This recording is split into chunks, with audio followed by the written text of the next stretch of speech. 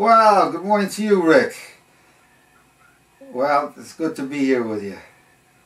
Well, it's become really almost fashionable at times to speak with four-letter words. And the key ingredient, which I'm talking about with you today, and it's a great honor to do that, Rick, and to talk with your audience as well, is the social revolution of dialogue, which involves respectfully real communication. And respectfully real communication will build a bridge or a connection as opposed to a wall or a barrier.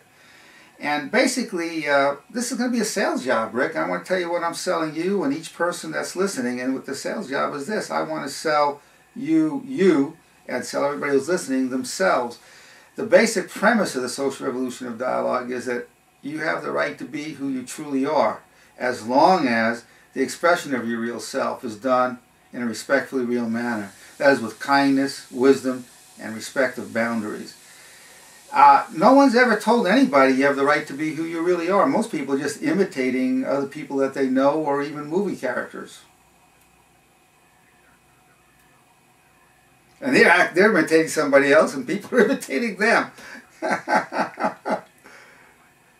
Well, Rick, here's what it comes down to.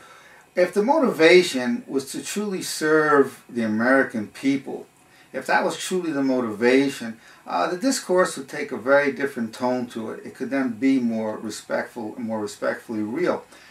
But if the intention is to simply remain in power, and to some extent, our public servants, they want to serve us as the American people, but they really also want to stay in power.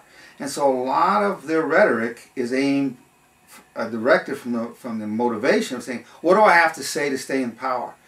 Now, that's not congruent with trying to serve the American people. And that's what's gotten lost in there, that the intention is not a respectful intention towards the American people.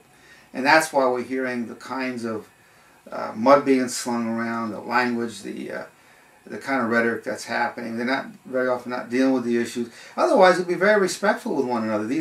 our politicians are very intelligent, deep individuals. They know how to have respectful, real conversation. It's just that their motivation isn't just to serve us. So part of being respectfully real would be to be transparent. What is your motivation? My motivation. It's one thing to say, well, my motivation is to stay in power, but even beyond that is to serve you. That's something. But when it becomes my main motivation to stay in power and secondarily to serve you, that's different.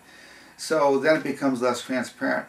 Well, I think we all want somebody who's genuine in the politics. And I personally, I don't go by party. I voted for Reagan, I voted for Bush, I voted for Clinton, and I voted for President Obama. And the reason I voted for President Obama is he seemed to me to be an extremely genuine individual. I'm not saying I agree with his politics. And I always feel there are many factors that we're not privileged to knowing. But he seems quite genuine. The way he speaks, his tone, his posture.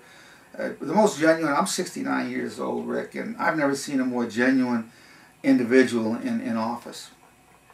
I don't, but I do feel that a lot of people could disagree, but I don't know how many people would say they would disagree that he seems like a very genuine human being and a very decent man. Now, his politics another story.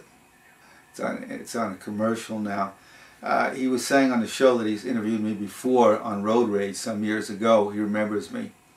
I thought his name sounded familiar to me.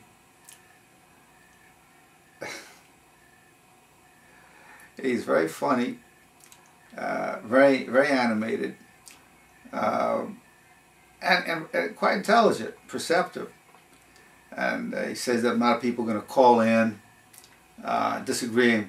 Talking about President Obama was not key to any kind of message I really wanted to talk about. I just wanted to really make the point that people are ready for more genuine time.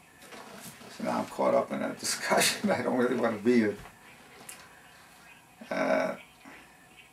People are going to say he's not genuine. It's going to get me away. I'm going to see if I can reverse that a little bit. Otherwise I'm going to get a lot of calls that are kind of irrelevant to the main point. People will pick up on tangential ideas.